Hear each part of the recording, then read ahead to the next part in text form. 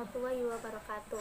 Halo Sobat PKMI, perkenalkan nama saya Lu'lu'ul Marhamah dengan NIM 2319014 dari kelas Statistik Pendidikan C. Di sini saya akan menjelaskan tentang materi statistik yang ada dalam buku tematik kelas 5 mengenai pengolahan data. Saya mengambil referensi ini dari Admin Sekolahkom 2021-01 materi penyajian dan pengumpulan data matematika kelas 5 HTML. Oke, untuk lebih jelasnya kita langsung saja simak video ini. Check it out. Sebelum kita masuk ke materi pengolahan data, alangkah lebih baiknya kita harus mengetahui apa sih pengertian data itu. Data adalah keterangan yang diperoleh berdasarkan fakta. Contoh data misalnya itu data kehadiran siswa, data jumlah siswa di suatu sekolah, dan data sensus penduduk. Nah, data tersebut yang kita peroleh berdasarkan fakta ini dapat kita olah disebut dengan pengolahan data. Untuk dapat melakukan pengolahan data, kita harus melakukan 3 hal. Yang pertama yaitu mengumpulkan data, yang kedua membaca data, dan yang ketiga menyajikan data. Nah, sekarang kita akan mempelajari tentang mengumpulkan data. Untuk mengumpulkan data itu dibagi menjadi 2, yaitu pencatatan secara langsung dan kuesioner atau angket. Yang pertama, kita akan membahas tentang pencatatan langsung. Data dari pencatatan langsung dapat kita peroleh melalui wawancara, penelitian, atau pengukuran. Contoh data pencatatan secara langsung yaitu misalnya data hasil peroleh suara pemilihan ketua kelas, data hasil wawancara nomor sepatu teman satu kelas, atau hasil pengumpulan tinggi badan siswa. Yang selanjutnya, yang kedua yaitu kuesioner atau angket. Kuesioner atau angket disebut juga lembar isian. Pengumpulan data ini dilakukan dengan cara meminta narasumber mengisi lembar isian sesuai data diri. Contoh kuesioner olahraga kegemaran siswa kelas 5. Di situ terdapat pilihan olahraga untuk dipilih setiap siswa meliputi sepak bola, futsal, basket, voli, renang, dan bulu tangkis.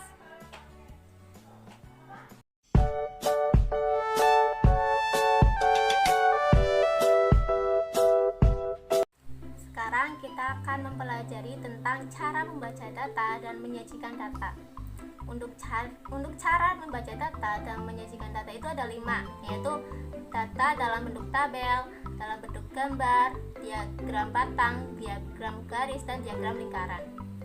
Yang pertama, kita akan membahas tentang cara membaca data dan menyajikan data dalam bentuk tabel.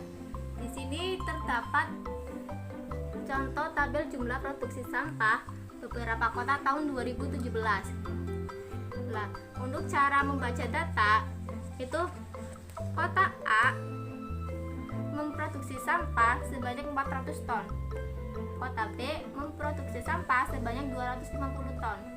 Kota C memproduksi sampah sebanyak 100 ton. Dan kota D memproduksi sampah sebanyak 300 ton.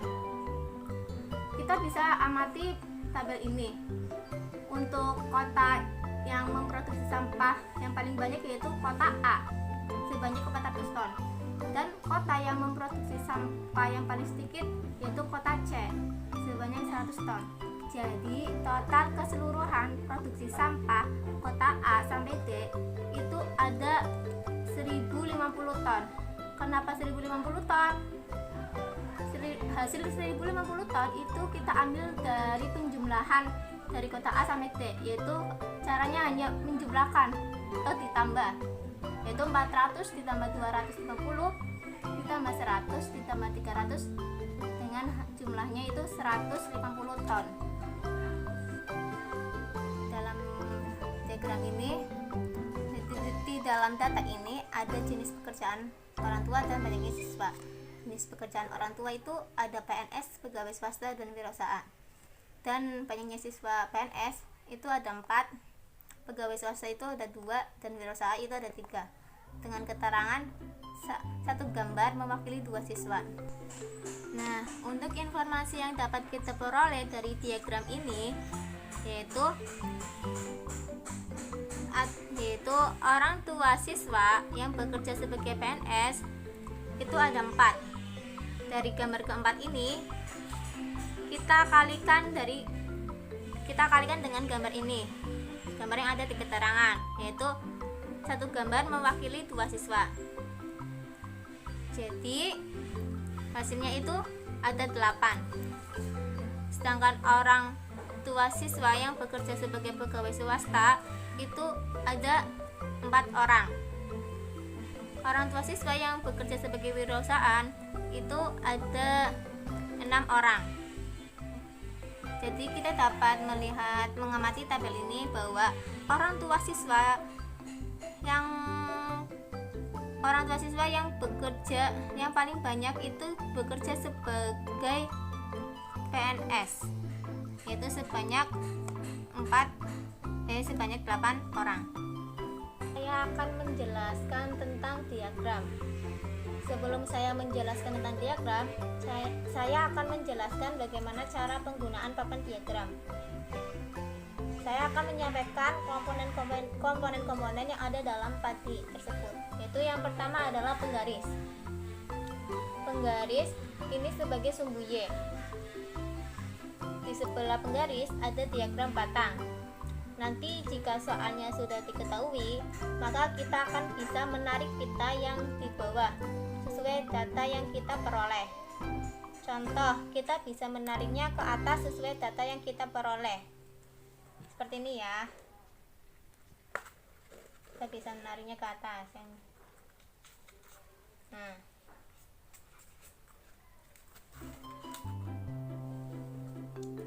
Kemudian di sebelahnya lagi terdapat diagram lingkaran. Di dalam diagram lingkaran tersebut berupa persen dan derajat. Juga ada benang untuk menyelidiki pada nilai yang tidak diketahui maupun nilai hasil yang telah diketahui. Nah, teman-teman, sekarang saya akan mencoba dengan menggunakan soal. Soalnya yaitu hasil panen Desa Sukamaju pada tahun 2016 sebanyak 60 ton. Tahun 2017 sebanyak 30 ton. Tahun 2018 sebanyak 70 ton. Tahun 2019 sebanyak 60 ton. Dan pada tahun 2020 sebanyak 80 ton. Nah, penggaris ini adalah jumlah hasil panen dalam bentuk ton. Kemudian diketahui pada tahun 2016 sebanyak 60 ton. Kita tarik ke tahun 2016 sebanyak 60 ton. Pada tahun 2017 sebanyak 30 ton. Kita tarik ya ke 30, angka 30.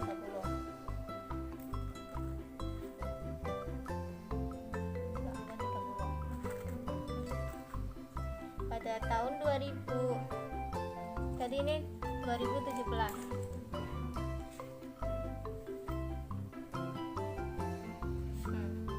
Nah, pada tahun 2018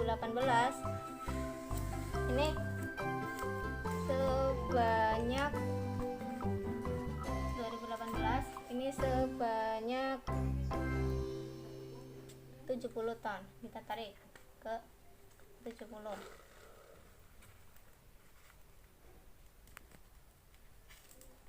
Pada tahun 2019 sebanyak 60 ton. 2019. Maaf, kok. 2019 sebanyak 60 ton.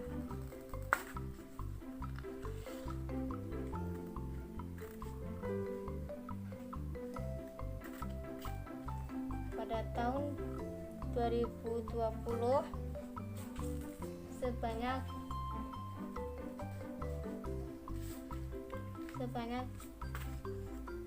80 ton. Kita tarik ke atas.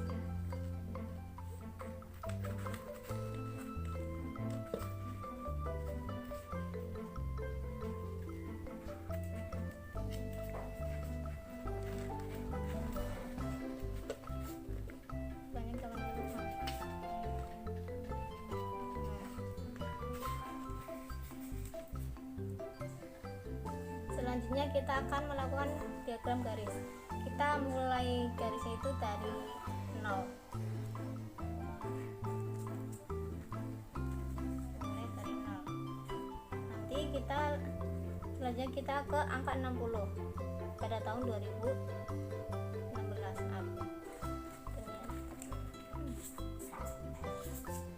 Pada tahun 2016. Kita tarik ke 2016.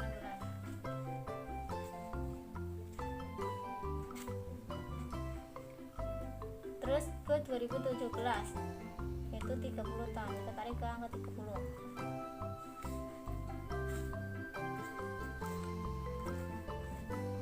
Selanjutnya kita tarik ke tahun 2018 yaitu 70 tahun. Kita tarik ke 2019 sebanyak ke angka 60 tahun. Dan terakhir kita tarik ke 2020 yaitu 80 tahun. Nah, ini dinamakan diagram garis. Baiklah, selanjutnya kita akan merubah dari diagram batang ke diagram lingkaran dalam bentuk persen. Nah, untuk mengubah diagram batang ke diagram lingkaran dalam bentuk persen, maka kita harus tahu dulu jumlah data seluruhnya.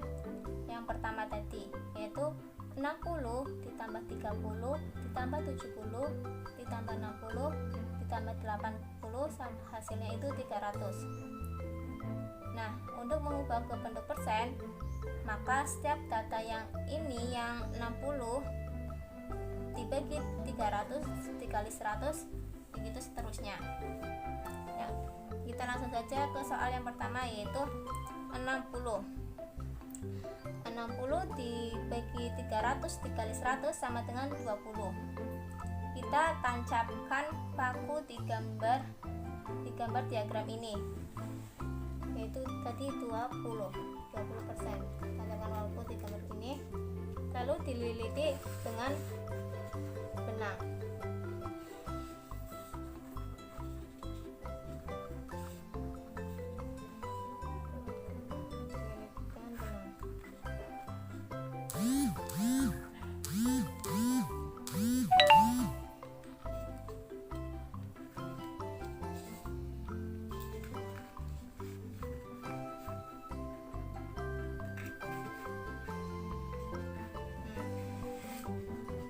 Selanjutnya soal yang kedua, 30 dibagi 300 dikali 100 sama dengan 10%.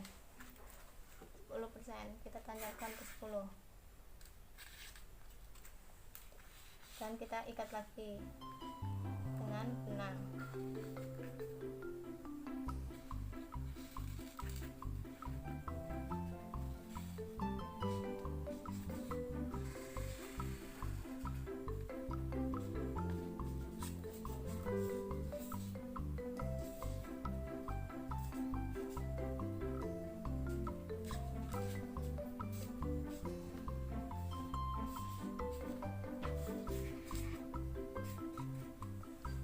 Kemudian soal yang ketiga, 70 dibagi 300 dikali 100 sama dengan 23,3.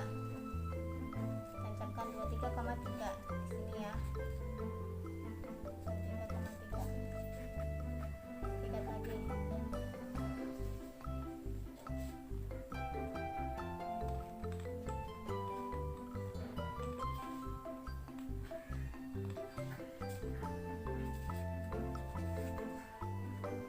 Selanjutnya soal yang keempat, 60 dibagi 300 dikali 100 sama dengan 20%.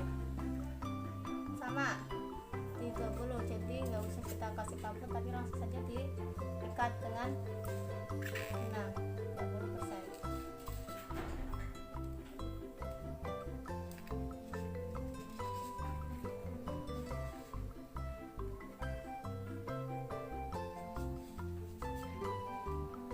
Soal yang terakhir, yaitu 80 dibagi 300 dikali 100 sama dengan 26,7. Kita kasih paku ke 26,7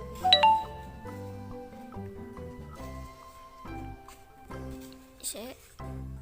Selanjutnya yaitu mengubah diagram batang ke dalam diagram lingkaran dalam bentuk derajat. Caranya yaitu 300 dibagi 360 derajat. 360 derajat kita ambil dari satu lingkaran penuh. Langsung saja kita ke soal yang pertama, yaitu 60 dibagi 300 sama dikali 360 sama dengan 72. Kita tambah aja 72 di sini ya. Terus kita ikat pakai menggunakan tali, sama seperti yang persen.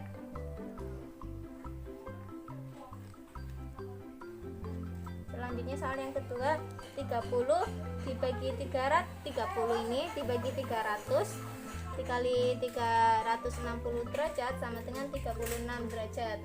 36 ini ya.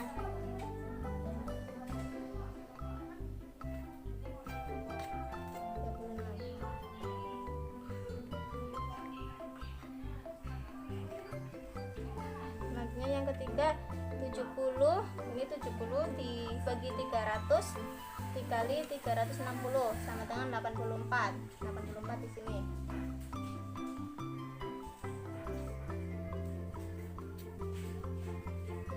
Ikat.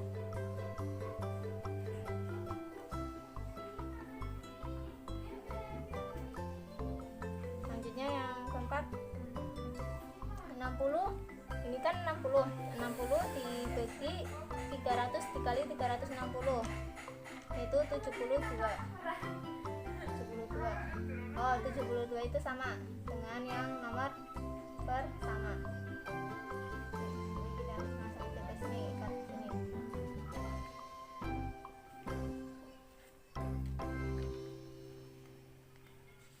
Nah, yang soal yang terakhir yaitu 80 dibagi 300 dikali 360 sama dengan 96 di sini.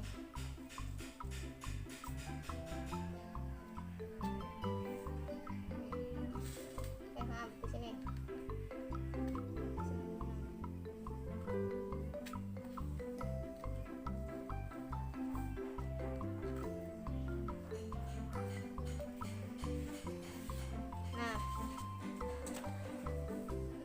Jadi ini adalah data yang sudah diubah dari diagram batang ke diagram lingkaran.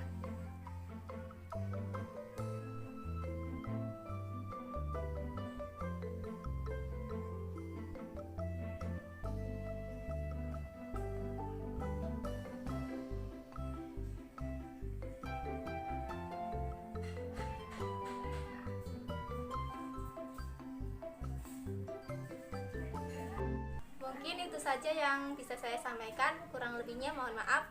Wassalamualaikum warahmatullahi wabarakatuh.